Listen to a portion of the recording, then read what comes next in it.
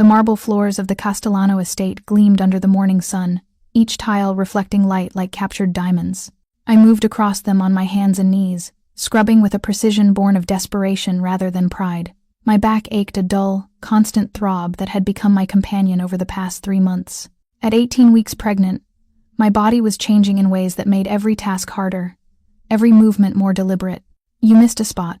I looked up to find Vanessa Castellano, soon to be Vanessa Rossi, standing above me in cream silk pajamas that probably cost more than I'd make in 6 months. Her blonde hair fell in perfect waves over her shoulders, her manicured nails tapping against her phone screen as she barely glanced at me. "Yes, Miss Castellano," I said quietly, moving to the area she'd indicated. There was no spot. There never was. But I'd learned in my 8 months working here that arguing with Vanessa was like arguing with the tide, pointless and exhausting. She made a dismissive sound in her throat and walked away, her bare feet leaving faint prints on the floor I'd just cleaned. I waited until she disappeared up the grand staircase before sitting back on my heels, pressing one hand against my lower back and the other against the small bump hidden beneath my oversized uniform. "We're okay," I whispered to the life growing inside me. "Just a few more hours, then we rest." If you're enjoying this story so far, don't forget to hit the like button and subscribe. Drop a comment telling me where in the world you're watching from. I love hearing from you. My name is Elena Martinez, and 6 months ago, I thought I had my life figured out. I was going to marry Marcus, my high school sweetheart. We were going to have a family, build a life together. Then I told him I was pregnant, and he was gone before I could even process the word congratulations. No forwarding address, no explanation, just a text message that said, "I'm not ready to be a father," and a blocked number. So here I was, 23 years old, pregnant and alone, working 3 jobs to keep a roof over my head and save for the baby coming in 4 months. Days, I cleaned houses for wealthy families in the Connecticut suburbs. Evenings, I worked as a cashier at a 24-hour grocery store. And 3 nights a week, from midnight to 6 in the morning, I stocked shelves at a warehouse 40 minutes away. The Castellano estate was my best-paying job, which was why I couldn't afford to lose it, no matter how Vanessa treated me. $200 for 8 hours of work, twice a week. It was good money, even if it came with the cost of my dignity. I finished the floors and moved to the kitchen, a massive space of stainless steel and white marble that looked like something from a magazine. Maria, the head housekeeper, was already there, preparing breakfast. She was in her 60s, with kind eyes and hands weathered from decades of service. "You look tired, Mija," she said in Spanish, her native language and mine. "Did you sleep last night?" I shook my head, accepting the glass of water she pressed into my hands. "Warehouse shift. I got home at 7, showered, and came straight here." Maria's face creased with worry. "That's not good for the baby, Elena. You need rest." "I need money more," I replied, drinking the water gratefully. "The baby won't care how tired I am if we're homeless." Before Maria could respond, footsteps echoed through the kitchen. We both straightened instinctively as Alessandro Rossi walked in, and the entire room seemed to shift, the air growing denser, charged with an energy I couldn't name. I'd seen him before, of course. He came to the estate every few days to see Vanessa, his fiancée. But I'd never been this close to him, never in the same room without other staff members as a buffer. He was tall, easily over 6 feet, with dark hair swept back from his face and eyes so dark they looked black in certain light.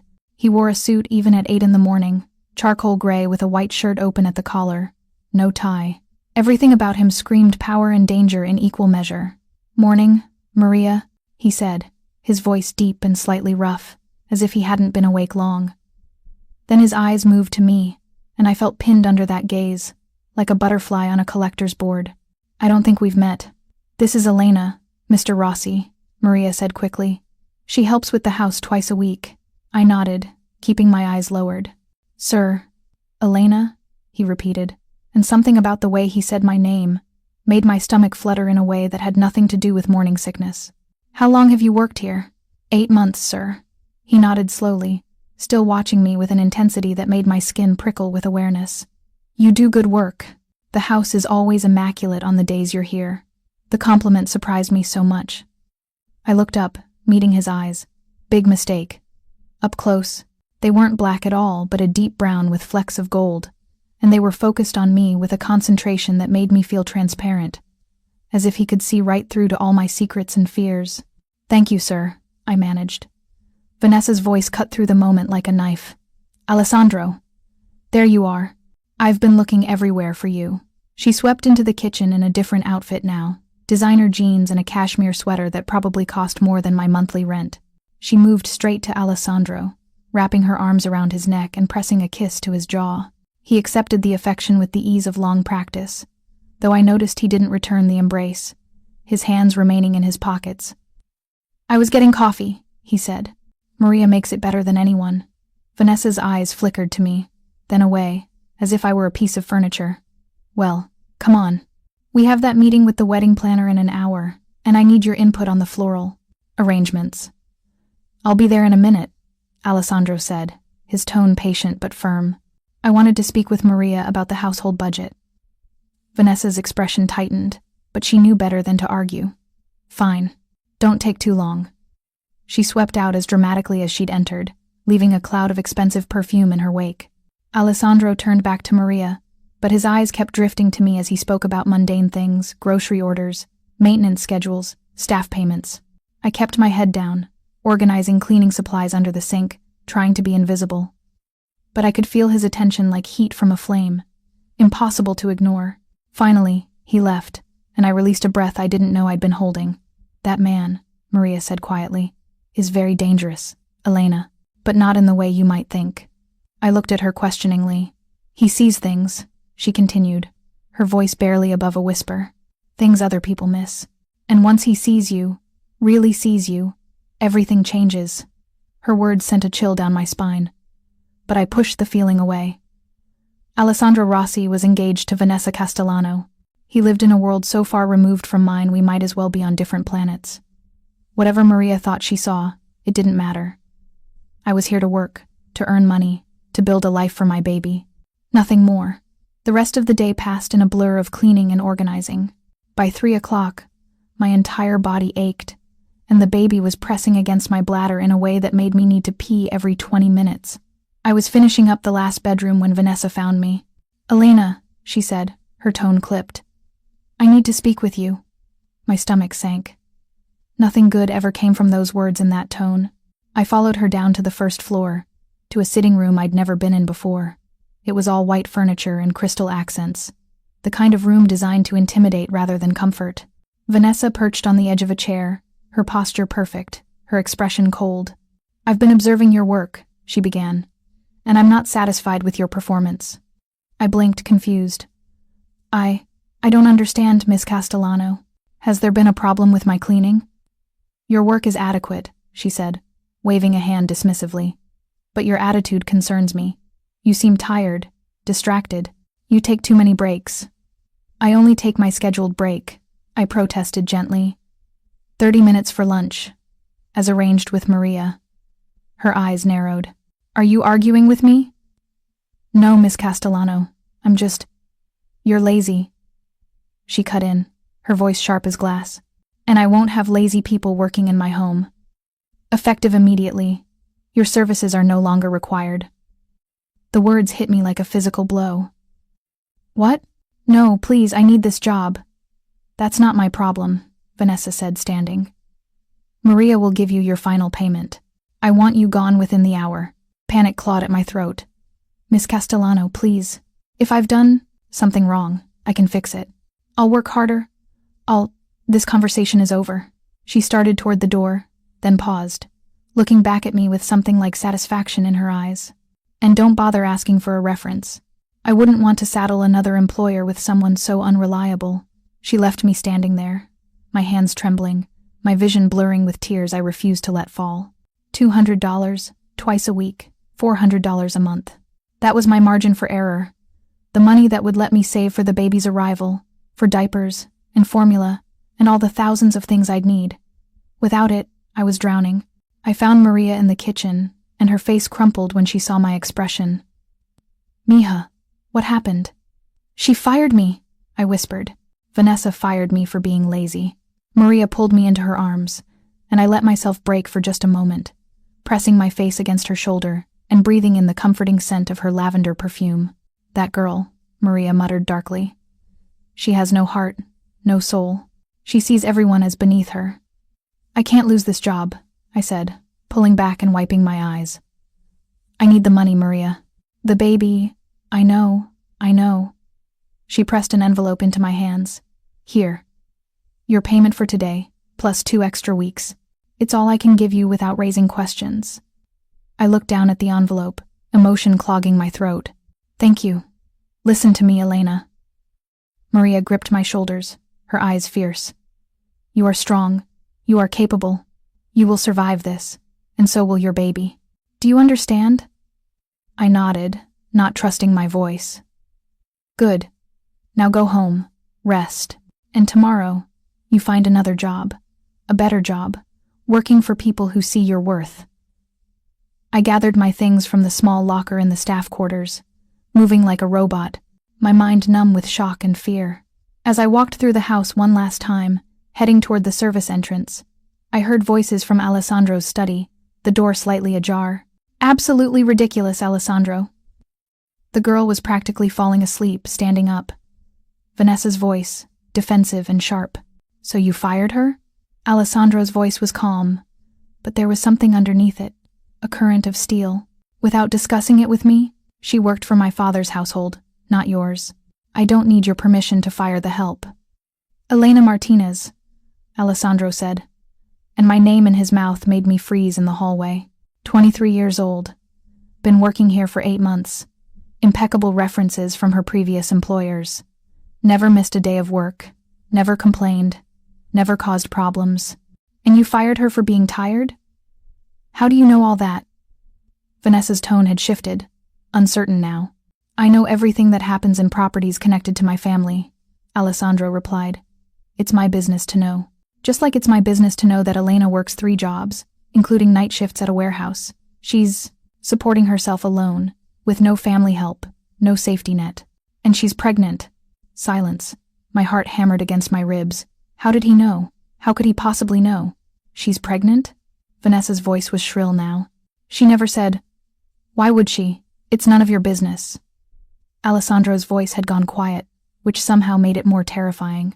And even if you didn't know, even if you couldn't see how exhausted she was, how hard she was working, firing her without cause, without notice, without compassion, that's not the woman I thought I was marrying. You're taking her side over mine? Vanessa's disbelief was palpable. Over some maid? I'm taking the side of basic human decency, Alessandro said, which apparently is something you need to learn. I should have left. I should have walked out the door and never looked back. But something kept me frozen in place, my heart in my throat, listening to a man I barely knew defend me with a ferocity that made my chest ache. Find Elena, Alessandro said, his voice carrying the weight of absolute command. Apologize. Offer her job back with a raise. And Vanessa, if you ever pull something like this again, we're going to have a very different conversation about the future of this engagement. Footsteps. Coming toward the door. I ran. I made it to the service entrance, my hands shaking so badly I could barely turn the doorknob. The early September air hit my face, cooler than I expected, and I gulped it down like water, trying to calm my racing heart. Elena, wait. Alessandro's voice stopped me mid-step. I turned slowly, finding him standing in the doorway, his expression unreadable in the fading afternoon light. Mr. Rossi, My voice cracked. I should go. I don't want to cause any more problems. He descended the steps with the grace of a predator, closing the distance between us, until he stood close enough that I had to tilt my head back to meet his eyes. Up close, I could see the shadow of stubble along his jaw, the faint scar above his left eyebrow, the way his shirt collar revealed just a hint of a tattoo at his collarbone. You're not causing problems, he said quietly. Vanessa is coming to apologize and offer your position back. I shook my head, tears burning behind my eyes. I can't work here anymore, Mr. Rossi. Not after. I gestured helplessly. It would be too uncomfortable. For everyone. Then work for me. The words hung in the air between us, incomprehensible for a moment. What? Alessandro reached into his jacket and withdrew a business card, pressing it into my palm. His fingers were warm against my cold skin, and the brief contact sent electricity up my arm. I have a home in Greenwich, about 20 minutes from here. I need someone to manage the household, coordinate with vendors, oversee other staff, handle the day-to-day operations. It's a live-in position, 5 days a week, with your own suite and full benefits, including health insurance. I stared at the card, his name embossed in black letters. Alessandro Rossi, Rossi Enterprises. Below it, a phone number and an address. I don't understand, I whispered. Why would you?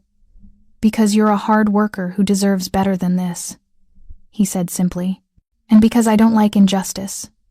His eyes dropped briefly to my stomach, hidden beneath my loose uniform, especially not against someone who's already fighting an uphill battle. Shame and gratitude warred in my chest. You know, I know a lot of things. His voice was gentle now, almost tender. I know you work yourself to exhaustion to provide for your child. I know you have no one to help you. And I know that what Vanessa did today was cruel and unnecessary. She's your fiancé. Something flickered across his face, resignation, perhaps, or regret. Yes, she is. Then how can you offer me a job? Won't that make things worse between you? Let me worry about Vanessa. He tilted his head, studying me. The question is, will you accept? The salary is $60,000 a year, plus room and board. Health insurance that covers prenatal care and delivery. You wouldn't need your other jobs. $60,000. I made $23,000 working 3 jobs that were slowly killing me. The offer was impossible, ridiculous, too good to be true. What's the catch? I asked, my voice barely audible. Alessandro's lips curved into something that wasn't quite a smile. The catch is that you'll be working in my home, which means you'll be part of my world.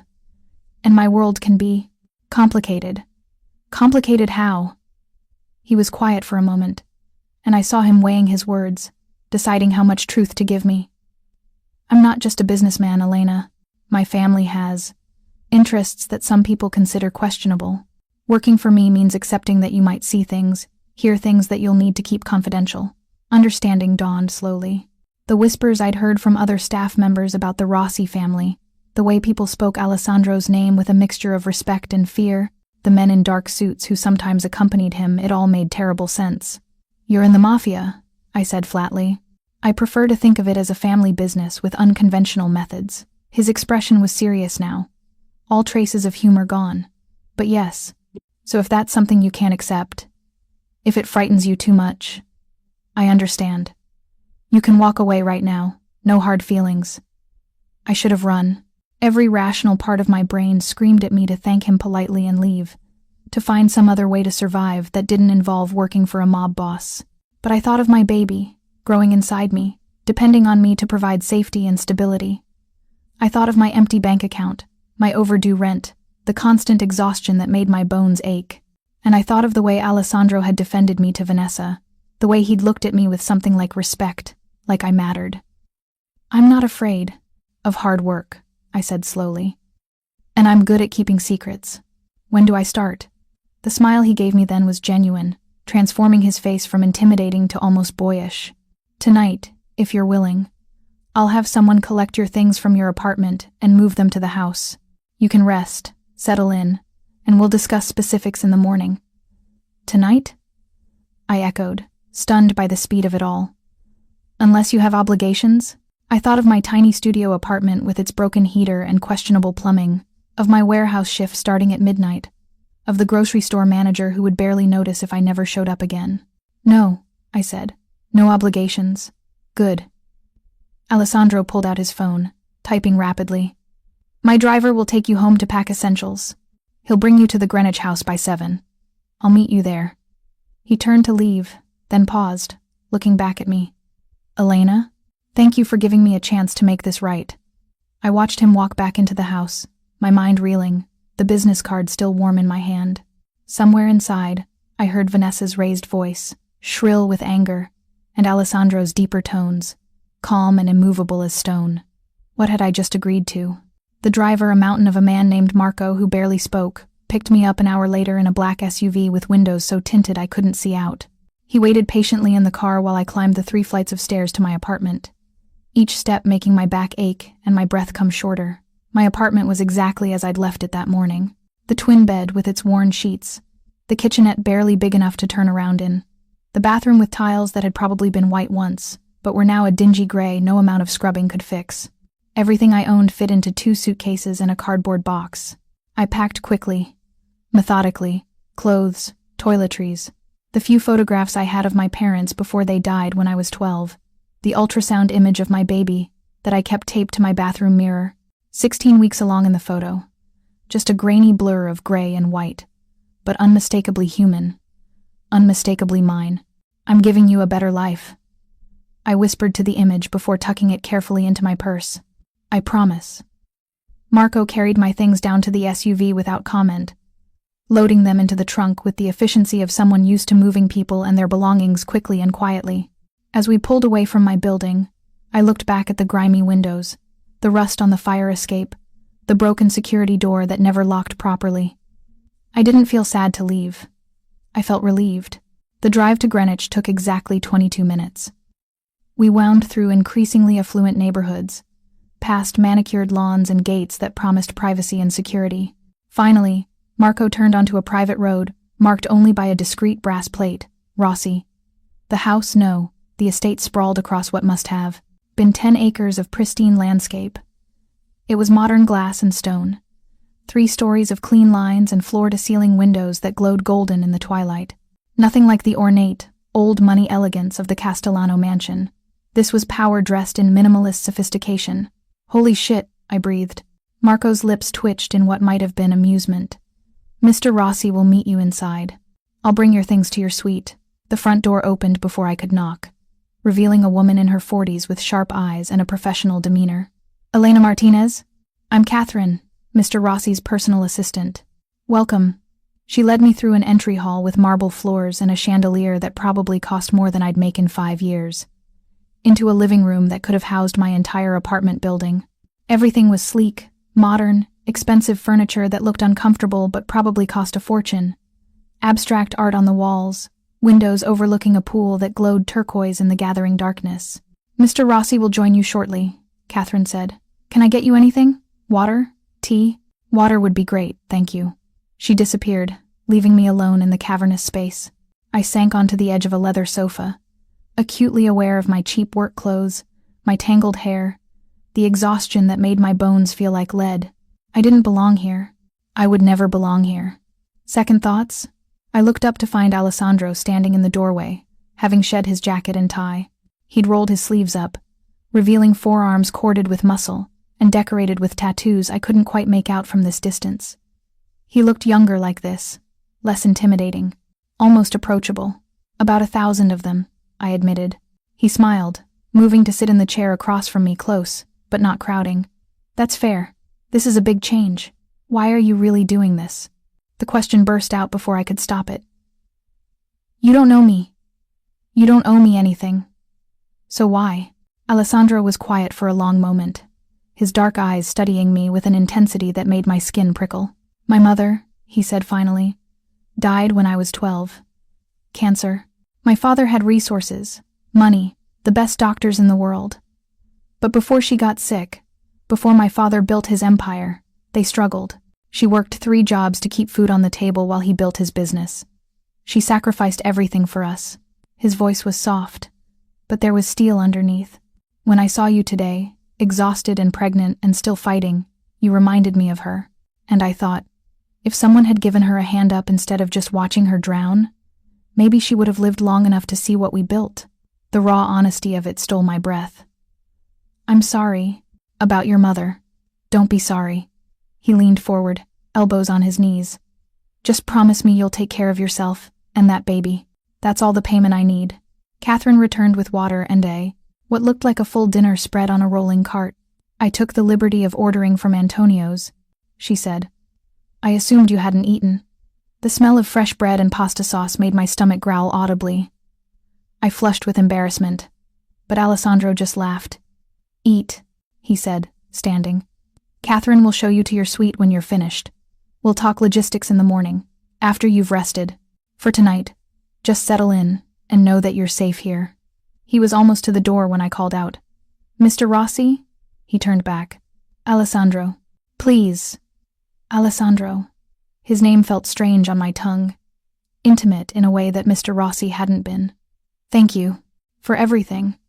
The smile he gave me was warm, genuine, and tinged with something I couldn't quite identify. Get some rest, Elena. You're home now. If you're hooked on this story, make sure to subscribe and turn on notifications so you never miss an upload. Your support means everything and helps me bring you more emotional stories like this one. My suite was on the second floor, overlooking the pool and gardens. It wasn't a bedroom, it was an apartment. A king-size bed with linens so soft they felt like clouds, a sitting area with a fireplace, a bathroom with heated floors and a tub big enough to swim in, and a walk-in closet currently empty, except for my 2 pathetic suitcases that Marco had delivered. I stood in the center of the bedroom, slowly turning in a circle, trying to process that this space was mine, that I could stay here, sleep here, build a life here. The baby kicked, a flutter against my ribs that made me press my hand to my stomach. "What do you think?" I whispered. "Did Mama make the right choice?" Another kick, stronger this time. I chose to interpret it as approval. I showered in the enormous bathroom, standing under water pressure that actually worked, using soap that smelled like lavender and vanilla instead of the generic dollar store brand I was used to. I washed my hair twice, just because I could, just because the hot water didn't run out after 5 minutes. When I finally crawled into bed, wearing my 1 pair of decent pajamas, I expected to lie awake for hours, my mind spinning with anxiety and doubt. Instead, I was asleep within minutes. My body finally allowed to rest. I woke to sunlight streaming through floor-to-ceiling windows and the smell of coffee. For a disoriented moment, I thought I was still dreaming. Then memory crashed back Alessandro. The job offer, the suite that was bigger than my entire apartment. A knock at the door made me sit up, hastily smoothing my hair. "Come in?" Catherine entered with a tray coffee, fresh fruit, croissants that were still warm. "Good morning, Elena. Mr. Rossi asked me to bring you breakfast. He'll meet you in his office at 10. If that works for you?" I glanced at the clock. 8:30. "Yes, that's perfect. Thank you." She set the tray on the bedside table, then turned to me with a softer expression. "I've worked for Mr. Rossi for 8 years. He's a good man, Elena. Complicated, dangerous sometimes, but good. You're safe here, and so is your baby. I promise you that." The words brought unexpected tears to my eyes. "Thank you," I whispered. After she left, I ate slowly, savoring every bite of food that I hadn't had to steal time from sleep to earn. The coffee was perfect, rich and smooth. The fruit was fresh, not the bruised, discounted stuff I usually bought. The croissants melted in my mouth. This was my life now. I had to keep reminding myself it was real. At 9:45, dressed in my least worn work clothes, black pants, and a blue blouse that was getting tight around my growing belly, I made my way downstairs. Catherine met me in the hallway, guiding me through the house to a wing I hadn't seen the night before. "Mr. Rossi's office," she said, knocking once before opening the door. "Elena's here." Alessandro's office was all dark wood and leather, with windows overlooking the grounds and walls lined with books that looked well-read rather than decorative. He sat behind a massive desk, reading something on his computer, but he looked up immediately when I entered. "Elena, good morning. How did you sleep?" "Better than I have in months," I admitted. "Good." He gestured to the chair across from his desk. "Please, sit. Would you like more coffee?" "I'm okay, thank you." He studied me for a moment, his expression unreadable. "I'm going to be direct with you, because I think you appreciate honesty. This position is real. I do need someone to manage the household. But it's also an opportunity for me to ensure you and your baby are taken care of. Consider it compensation for Vanessa's cruelty." "I don't need charity," I said, more sharply than I intended. "And I'm not offering it." His voice was calm, patient. "I'm offering you a job you're qualified for, at a salary that reflects both the work and the discretion required. You'll earn every dollar, Elena. I promise you that." I nodded slowly, some of my defensiveness easing. What exactly would my duties involve? For the next hour, Alessandro walked me through the household operations, managing cleaning staff who came 3 times a week, coordinating with the chef who prepared meals, overseeing maintenance and repairs, handling his calendar for personal appointments. It was administrative work, organizational work, nothing I couldn't do. "The challenging part," he said, leaning back in his chair, "is that my work often requires discretion. There will be meetings here, conversations you'll overhear, people you'll meet who are involved in less than legal enterprises. You can never discuss what you see or hear with anyone outside this house. Can you do that? Yes, I said without hesitation. I understand confidentiality. Even if authorities ask questions? Even if someone tries to threaten or bribe you? I met his eyes steadily. I protect the people who protect me. That's how loyalty works. Something shifted in his expression. Approval, respect, maybe something deeper. Good. Then I have one more thing to discuss. He pulled a folder from his desk drawer, sliding it across to me. Health insurance. Effective immediately. I've already contacted an OBGYN practice in town. One of the best. They're expecting your call to schedule your next prenatal appointment. I opened the folder, seeing insurance cards, medical information, a business card for Dr. Sarah Chen at Greenwich Medical Associates. My throat tightened with emotion. Alessandro. Your baby deserves the best care, he said quietly. And so do you. I couldn't stop the tears that spilled over, running hot down my cheeks. I don't know how to thank you. You already did. You trusted me. He stood, moving around the desk to hand me a tissue. Now, let me show you the rest of the house, introduce you to the staff, and we'll get you settled properly. The tour took 2 hours. The house had 5 bedrooms, each with its own bathroom, a home gym, a library, a wine cellar, a theater room, a kitchen that belonged in a restaurant, and everywhere, touches of unexpected warmth, fresh flowers in vases, photographs of what must have been Alessandro's family, books left open on side tables as if someone had just set them down. The staff consisted of Catherine, Marco, who doubled as driver and security, a chef named Thomas who came in daily to prepare meals, and a cleaning crew that Alessandro made clear reported to me now. They all treated me with respect, taking their cue from Alessandro's obvious regard for me. By the time we finished, my feet ached and exhaustion was creeping back. But it was a good exhaustion, the kind that came from possibility rather than desperation. Rest this afternoon, Alessandro said as we returned to the main living area. Tomorrow, we'll start properly. For today, just settle in, explore, make yourself at home. Where's your room? The question slipped out before I could think better of it. His eyebrows rose slightly. 3rd floor. The entire floor is my private space. Why? Just wondering. I felt heat creep into my cheeks, in case of emergencies or something. A smile played at his lips. If you need me, use the house phone. I'm always available. He left me there, disappearing into his office for a conference call. I wandered back upstairs, exploring my suite more thoroughly in the daylight. The closet had built-in drawers, a jewelry organizer, shoe racks that would never be full because I owned 3 pairs of shoes. The bathroom had a separate shower and tub, both with jets and settings I didn't understand. And everywhere, windows that let in light and showed me a world I'd never imagined being part of. I was unpacking my suitcases, hanging up my pathetic wardrobe, when Catherine knocked and entered with several large shopping bags. Mr. Rossi asked me to pick up a few essentials for you, she said, setting them on the bed. Maternity clothes, mostly. I had to guess your size, but there are receipts if anything doesn't fit. I opened the first bag and nearly gasped. Designer maternity jeans, soft sweaters, dresses that would accommodate my growing belly. Real maternity clothes, not the oversized regular clothes I'd been making do with. There must have been thousands of dollars worth of clothing. Catherine, this is too much. Elena.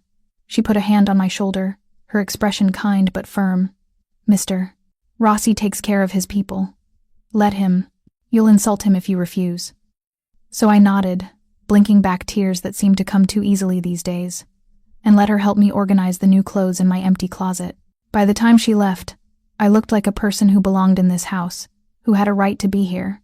That night, I joined Alessandro for dinner, my first official duty, he said with a smile.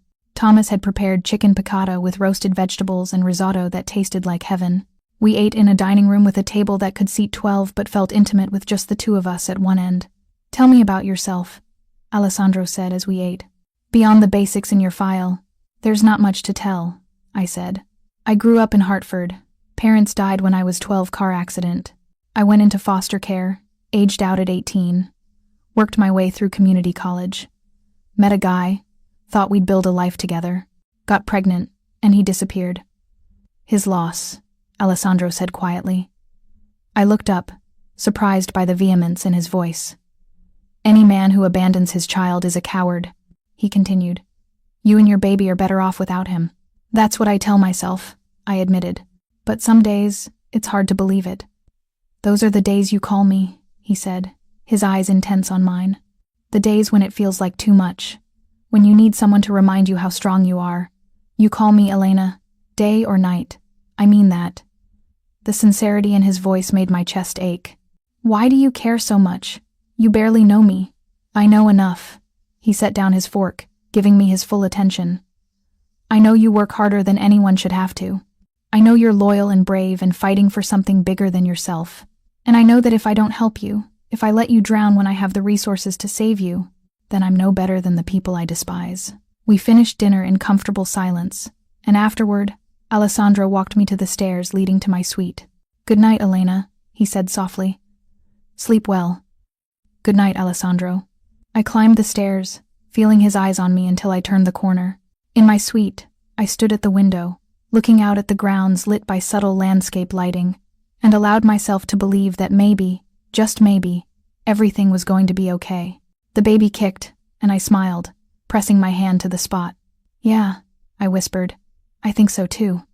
The next 3 weeks passed in a blur of routine and unexpected contentment. I woke each morning to breakfast delivered by Catherine, spent my days managing the household with an efficiency that surprised even me, and had dinner with Alessandro most evenings when he wasn't traveling or buried in meetings. He was gone often, sometimes for days at a time, but he always called to check in, to ask how I was feeling, if the baby was active, if I needed anything. When he was home, I found myself looking forward to those dinners, to the conversations that ranged from books to politics, to his childhood memories of his mother. We never talked about Vanessa. I knew they were still engaged. Catherine had mentioned wedding planning continuing, though Alessandro never discussed it with me. I told myself it didn't matter, that my feelings for him were simply gratitude mixed with proximity. But late at night, alone in my enormous bed, I couldn't deny the truth. I was falling for Alessandro Rossi, and it was the most foolish thing I could possibly do. My 20-week ultrasound was scheduled for a Thursday morning. Alessandro had been in Boston for 3 days, and I didn't expect him to be there. But when Marco pulled up to the medical building, Alessandro was waiting outside, leaning against his own car with his hands in his pockets. What are you doing here? I asked as he opened my door, helping me out with a hand at my elbow. Finding out if I'm getting a niece or nephew, he said with a smile.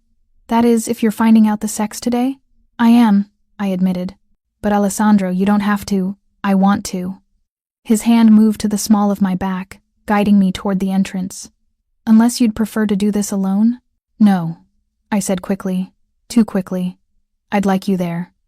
The ultrasound room was dimly lit, the technician, friendly and efficient. I lay back on the examination table, my shirt pulled up to expose my rounded belly, 20 weeks now. Unmistakably pregnant. Alessandro sat in the chair beside me, his eyes fixed on the screen as the technician spread gel across my skin. There we are, the technician said as the image appeared, a tiny human, curled and perfect, sucking its thumb. Baby looks great. Good size. Strong heartbeat. Would you like to know the sex? I looked at Alessandro, finding him already watching me, something soft and tender in his expression. Yes, I whispered. Congratulations, the technician said with a smile. It's a girl. A girl. I was having a daughter. The tears came without warning, sliding down my temples into my hair. Alessandro's hand found mine, his fingers lacing through mine and squeezing gently. A girl, I breathed. I'm having a girl. She's beautiful, Alessandro said, his voice rough with emotion I didn't understand, just like her mother. I turned my head to look at him, and the expression on his face, as he stared at the screen, wonder and fierce protectiveness, and something that looked almost like longing, made my heart stutter in my chest. We left the medical building with a folder full of ultrasound photos, and Alessandro was quieter than usual as Marco drove us back to the house. I kept sneaking glances at him, trying to decipher his mood, but his expression was shuttered, distant. Are you okay? I asked finally. He turned to me, seeming to come back from wherever his thoughts had taken him. I'm fine. Just thinking. About? He was quiet for a long moment. About how lucky your daughter is to have a mother willing to fight for her the way you do. The words settled warm in my chest. Thank you for being there today. It meant a lot to me. His hand covered mine on the seat between us, There's nowhere else I would have been. That evening, I found a package outside my suite door. Inside was a white teddy bear, impossibly soft, with a pink ribbon around its neck. The card read simply, "For your daughter." I held the bear against my chest and let myself cry for joy, for fear, for the impossible situation I'd found myself in, falling in love with a man who belonged to someone else. Everything changed on a Tuesday. I was in Alessandro's office, organizing files as he'd asked, when I heard voices in the entry hall. Vanessa's voice, sharp and demanding. "Where is he? Alessandro, I know you're here." I froze, my heart hammering. In the 3 weeks I'd been living here, Vanessa had never visited. Alessandro had been careful to keep his worlds separate, to protect me from whatever drama existed between them. "Elena." Alessandro appeared in the doorway, his expression grim. "Go upstairs. Stay in your suite until I come get you." "What's wrong? Just do it, please." The urgency in his voice propelled me into motion. I slipped out through the back hallway, making it to the stairs just as I heard Vanessa storm into the main living area. I should have kept going, should have gone to my room and closed the door as Alessandro had asked. But something, curiosity, fear, a need to know what I was caught in the middle of made me stop on the landing, hidden from view but able to hear every word. 3 weeks, Alessandro." Vanessa's voice was shrill with fury. "You haven't returned my calls. You've canceled dinner twice. And now I find out you're living here with some pregnant maid?" "Elena is my household manager," Alessandro said, his voice dangerously calm. "Her living situation is none of your concern." "None of my concern. I'm your fiancé. Are you?" The question hung heavy in the air.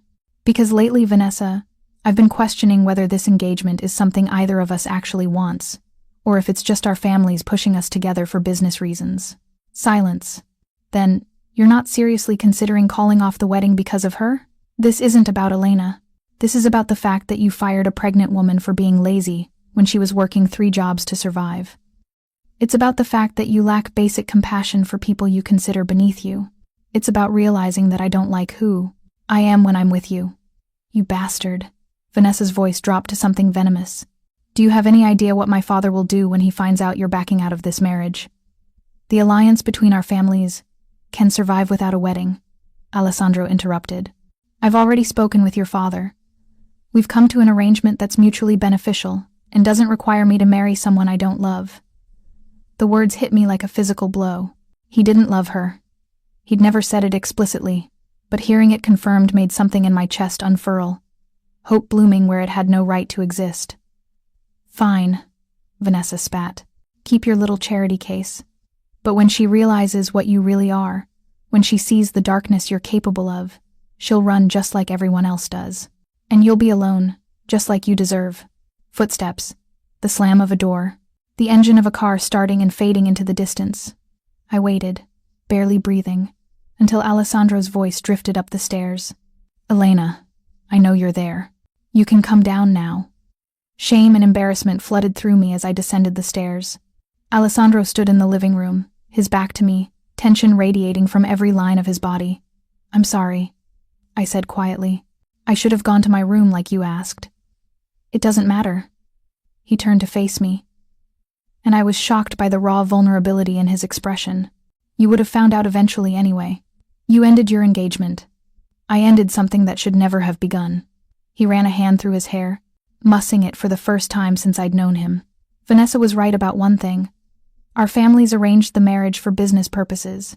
I agreed, because it made sense, because I didn't think I was capable of the kind of love that would make me want anything different." His eyes found mine. I was wrong. My heart stopped. Started again, racing. "Alessandro, I'm not asking you for anything," he said quickly. "You're vulnerable, dependent on me for your livelihood and your baby's security. It would be unconscionable for me to pressure you or expect anything from you. But I need you to know the truth. I need you to understand why I can't marry Vanessa, why I can't pretend anymore." I crossed the room slowly, each step feeling monumental. "What's the truth, Alessandro?" "That I think about you constantly," he said, his voice low and rough. "That watching you become a mother, seeing your strength and courage, has made me want things I never thought I'd want. A family, a real home, a future that's about more than just business and obligations." He took a shaky breath.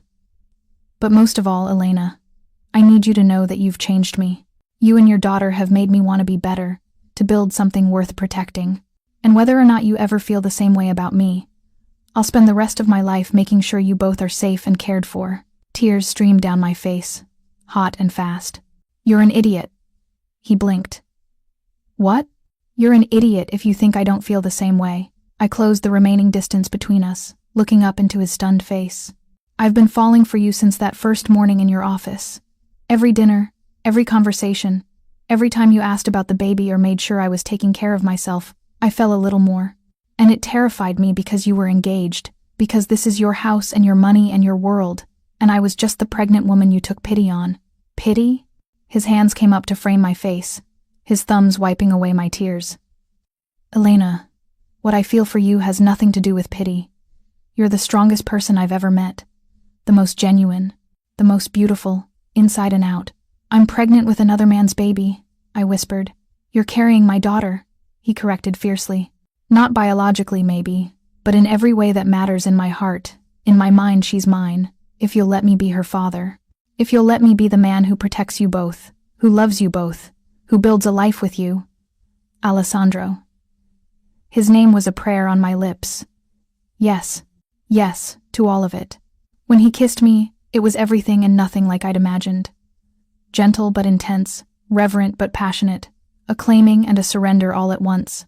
I melted into him, my hands fisting in his shirt, my pregnant belly pressed against his hard abdomen, and felt something in my soul click into place.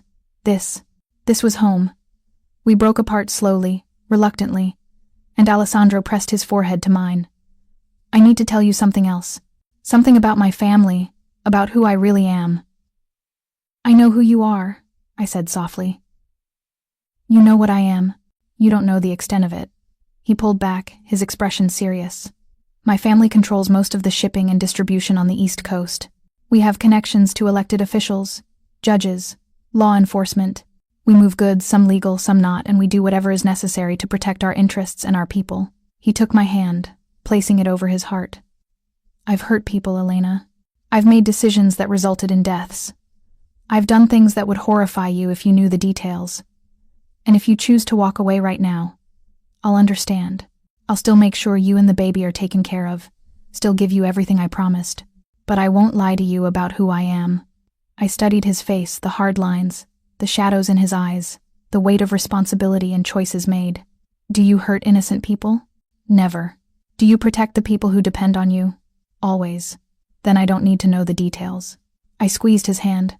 "I need to know that you'll keep me and my daughter safe, that you'll be honest with me, and that you won't expect me to become something I'm not. I love you exactly as you are," he said simply. "I wouldn't change a single thing." The baby kicked hard, as if agreeing, and Alessandro's eyes widened. "Was that she?" "Likes your voice," I said, guiding his hand to the spot where my daughter was performing acrobatics.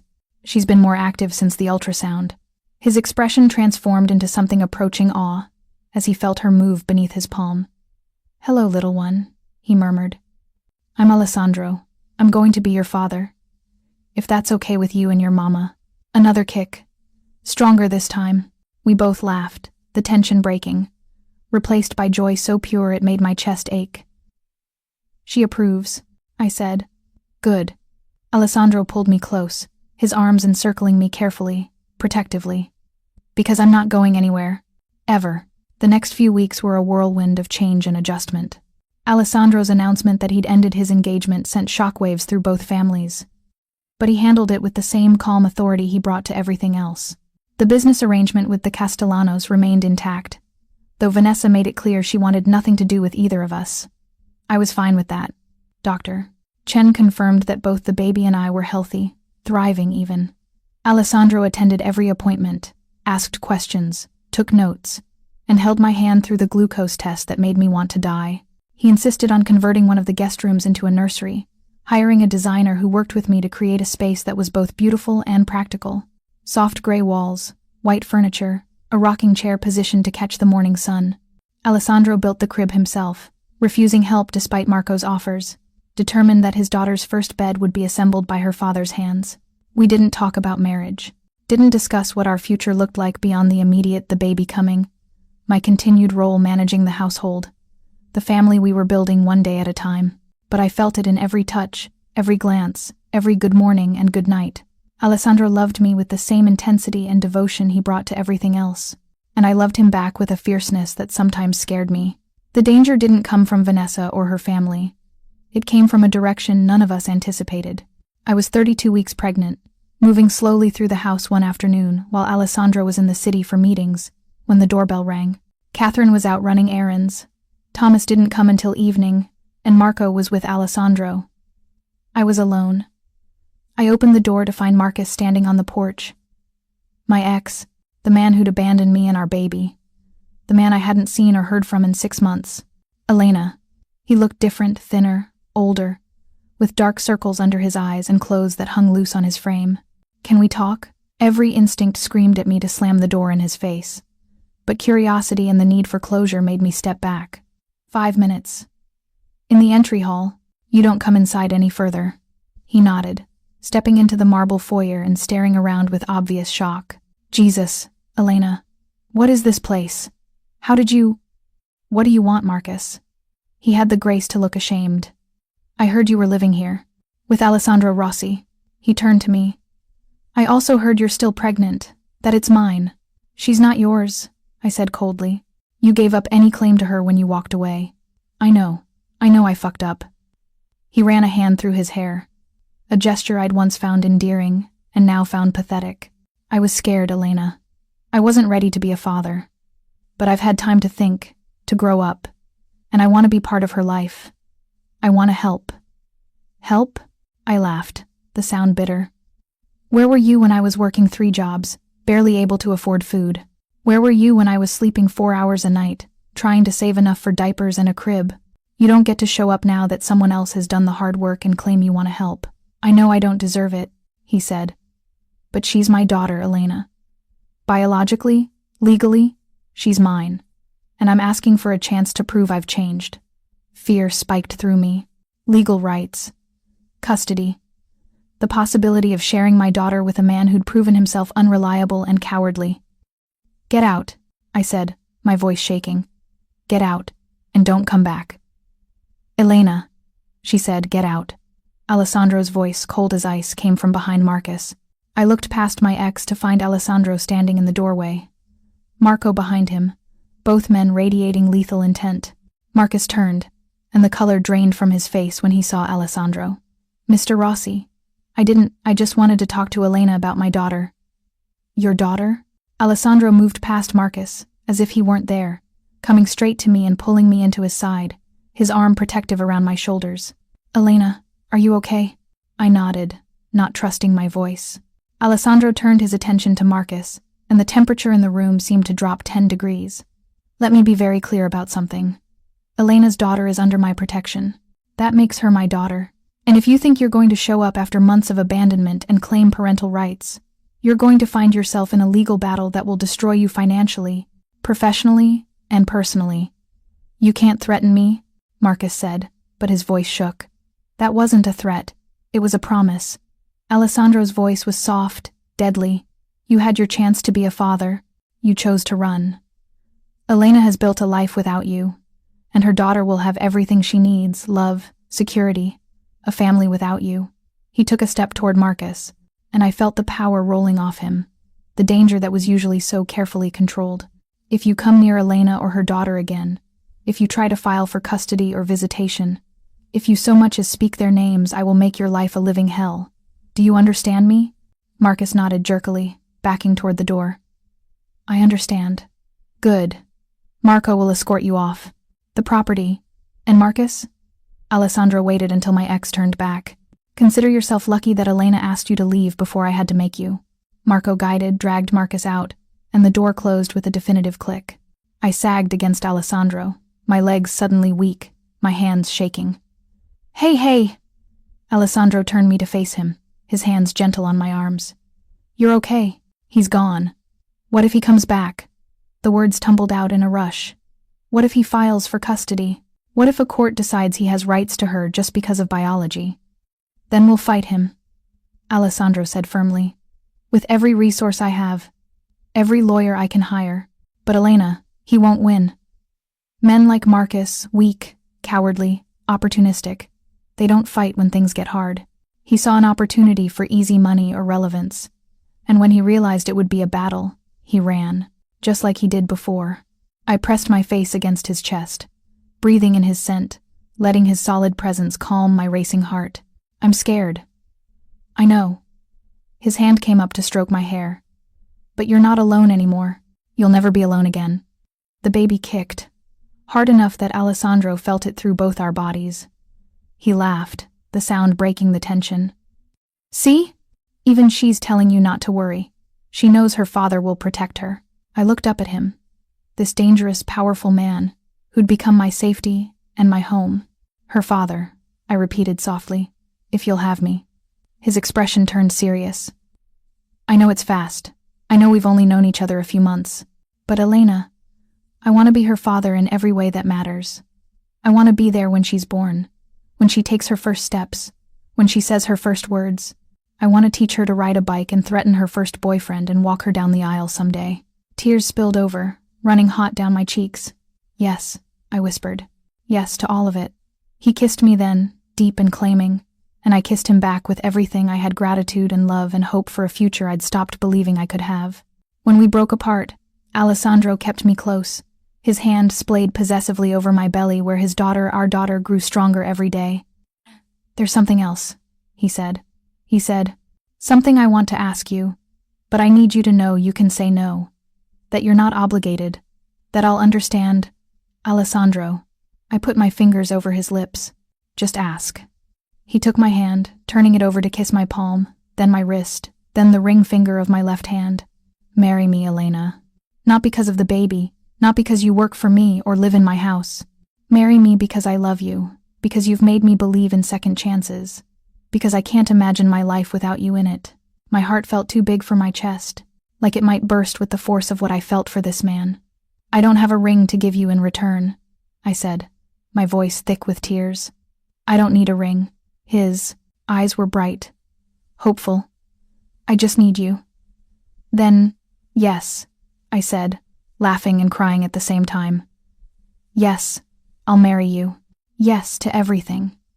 He pulled a small box from his pocket. He'd been carrying it, waiting for the right moment, and opened it to reveal a ring that took my breath away. Not ostentatious or massive, but perfect, a single diamond on a delicate platinum band, with smaller stones set along the sides. It was my mother's, he said softly, sliding it onto my finger where it fit as if made for me. She would have loved you, would have loved that her ring is going to the woman who gave me back my humanity. I couldn't speak, could only throw my arms around his neck and hold him as tightly as my pregnant belly would allow.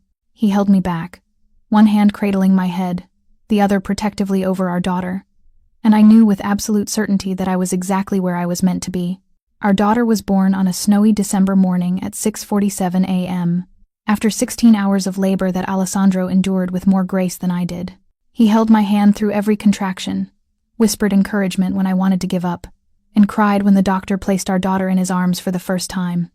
She's perfect, he breathed, staring down at the tiny squalling bundle with absolute wonder. Elena, she's perfect. We named her Sophia Grace Rossi, Sophia for Alessandro's mother, Grace for the miracle of second chances. She had dark hair like her father, the father who mattered, the one who chose her. And when she finally opened her eyes, they were the same hazel as mine. Alessandro held her for hours, refusing to put her down even when the nurses tried to take her for routine checks. He studied every finger, every toe, memorized every feature of her scrunched little face. I'm your papa, he told her softly, and I promise you, little one, you'll never want for anything.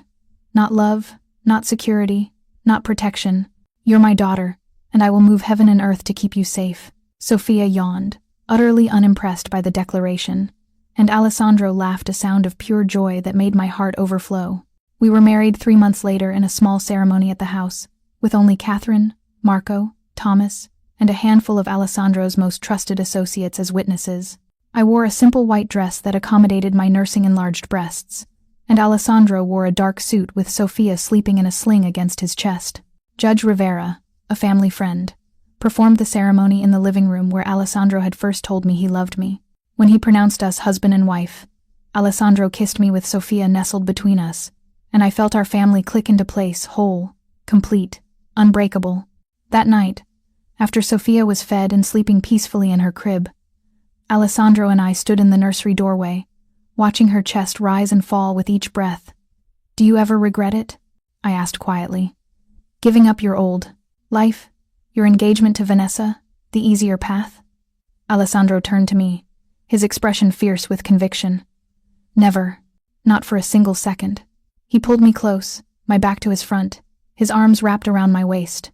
"You and Sophia are my life now, Elena. You're what I was searching for without knowing it. You're my redemption." I leaned back against him, watching our daughter sleep, and felt peace settle over me like a blanket. "I love you," I whispered. "I love you more." He kissed the top of my head. "Thank you for giving me this, for giving me everything." Sophia stirred in her crib, making the tiny snuffling sounds that meant she'd wake soon for another feeding. Alessandro moved to lift her, cradling her against his shoulder with the ease of practice, swaying slightly as her eyes fluttered open. "Hey, Principessa," he murmured. "Papa's here." I watched them together, this powerful, dangerous man reduced to putty by 7 pounds of perfect baby girl, and knew with absolute certainty that we'd found our happy ending. Not the traditional kind, not the easy kind, but ours.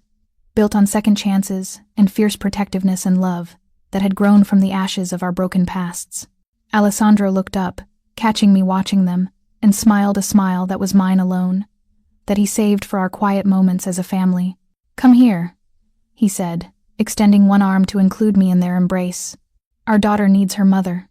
I crossed to them, fitting myself against Alessandro's side, one hand on Sophia's back, feeling her warmth, her life, the miracle of her existence.